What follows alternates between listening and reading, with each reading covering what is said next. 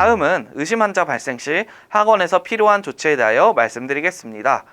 의심 환자 발생, 격리 공간 대기, 이송, 소독, 결과 확인의 단계로 나눌 수 있습니다. 코로나19의 관련 증상은 보통 감기 증상과 크게 구별할 수 없는 호흡기 증상과 오한 발열 등의 전신 증상이 나타납니다. 체온 체크만으로는 코로나19 증상을 확인할 수는 없으며 발열이 없는 확진자도 매우 많습니다. 드물게는 설사 증상이 나타나기도 합니다.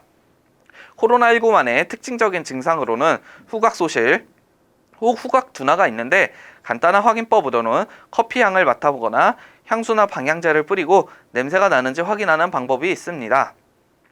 이러한 의심 증상이 확인된다면 그 즉시 학원 관계자께서는 해당 학생을 다른 학생들과 환기가 가능한 별도의 공간으로 분리시키고 보호자에게 통보하여 즉시 검사 및 귀가 조치를 취해야 합니다.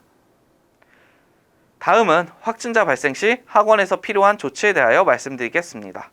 확진자 발생 보고, 운영 중단, 역학조사 협조, 조치사항 시행의 단계로 구분할 수 있습니다.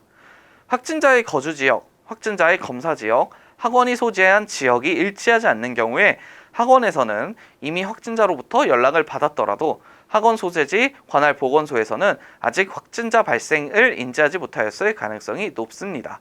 그래서 확진자 발생 시 관할 보건소로부터 즉각적인 연락을 받지 못하는 경우도 많을 것으로 생각이 됩니다. 따라서 학원 관계자 혹은 학원 방역 담당자께서는 연락을 받지 못하셨더라도 다음과 같은 과정을 통해 대응을 하시면 보다 신속한 대응이 가능할 것으로 생각이 됩니다. 첫째, 확진자 발생을 인지하였을 경우 확진자와 접촉이 예상되는 사람들, 즉 수업에 참여한 선생님과 원생들에 대해서는 즉각 귀가 조치 및 검사 안내를 시행해 주셔야 합니다. 이때 추가 감염과 추가 자가격리자 발생을 막기 위하여 여러 명이 같이 검사를 받으러 가는 행위는 지양되어야 할 것입니다. 검사 결과가 나올 때까지 자택 대기가 권고되는 바 검사 이후 선생님들과 원생들은 검사 결과가 나올 때까지 출근 혹은 등원을 피해 주셔야 할 것입니다. 검사 결과를 토대로 자가격리자를 제외한 능동감시자와 수동감시자가 모두 음성으로 확인되어야 원생들의 등원과 강의 재개가 가능합니다. 만약 검사 결과 추가적인 확진자가 발생한다면 첫 번째 확진자 발생으로 역학조사가 진행되었더라도 추가적인 역학조사를 진행하게 됩니다.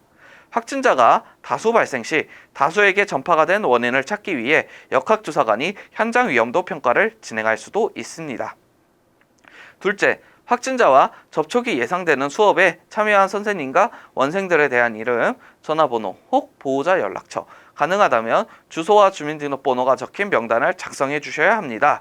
또한 강의실 내 배치도를 작성하여 확진자 및 원생들이 어느 자리에 앉았는지에 대한 파악이 필요합니다. 또한 확진자가 들은 강의의 시간표와 강의에 참석하신 선생님에 대한 확인이 필요합니다. 필요한 기간은 앞서 말씀드린 바와 같이 확진자가 유증상자인 경우 증상 발현일 2일 전, 무증상자인 경우 검사일 2일 전인데 학원에서는 정확한 증상 발현 날짜를 특정하기 어려우므로 확진자의 마지막 등원일 기준 일주일가량을 준비해 주신다면 신속한 역학조사에 도움이 될 것입니다. 명단이 준비되고 보건소에서 연락이 온다면 제출해 주시면 되겠습니다. 셋째, 확진자가 머무른 공간에 대한 영상 정보를 확보해 주셔야 합니다. 만약 원내에 CCTV가 있다면 확진자의 출입시간과 확진자가 머무른 상황 위주로 준비해 주셔야 하는데 자세한 내용은 관할 보건소로부터 안내를 받으실 것입니다. 만약 CCTV가 없다면 확진자가 머무른 공간에 대한 사진이 필요한데 이 또한 관할 보건소로부터 안내를 받으실 것입니다. 넷째, 보건소 혹은 외부 업체를 통한 소독을 진행 후 충분한 환기가 진행되어야 합니다. 보건소를 통한 소독은 보통 확진자가 방문한 지 72시간이 지난 경우에는 시행되지 않는 경우가 많습니다. 이러한 경우나 신속한 소독이 필요한 경우 외부 업체를 통한 소독 진행 후 소독 필증을 받아주시면 됩니다. 역학조사관이 역학조사 시 확진자와 시설 관계자의 확인하는 내용에 대해 다시 한번 정리해 보았습니다. 다음은 확진자가 다수 발생한 경우의 역학조사에 대해 말씀드리겠습니다. 최초 확진자 발생 이후 검사 결과 10명 이내의 확진자가 발생한 경우 현장 위험도 평가를 진행하게 됩니다. 학원, 원생과 선생님, 그리고 확진자들의 지인 및 가족 중 확진자가 10인 이상 발생한다면 이는 클러스터로 지정되게 되며 집단 사례로 인지하게 되는 것입니다. 집단 사례로 인지되거나 확진자가 다수 발생하여 현장 조사가 이루어지는 경우 역학조사관은 위와 같은 상황을 자세히 살펴보게 됩니다. 이러한 현장 조사의 이유는 확진자가 다수 발생한 원인을 분석하기 위해서입니다.